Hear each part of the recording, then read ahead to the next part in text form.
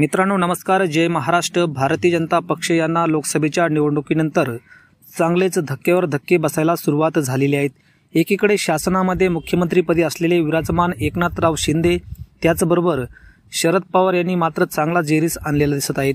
उद्धव ठाकरे यांच्या शिवसेनेला संपवायचं, राष्ट्रवादी पक्ष फोडून शरद पवारांचं महत्त्व कमी करायचं, असा काहीसा विचार करत शरद पवार यांना हरवण्यासाठी आणि ठाकरेंना राजकारणातून संपवण्यासाठी दोघांचेही पक्ष फोडले.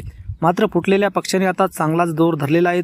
भारतीय जनता पक्षाचे नेते समरजित घाटगे यांनी सोडचिठ्ठी देण्याचा ठरल्यानंतर महत्त्वाचे बडे नेते म्हणजेच पश्चिम महाराष्ट्रातील भारतीय जनता पक्षाचे नेते हे देखील आता सोडचिठ्ठी देण्याच्या तयारीत आहेत.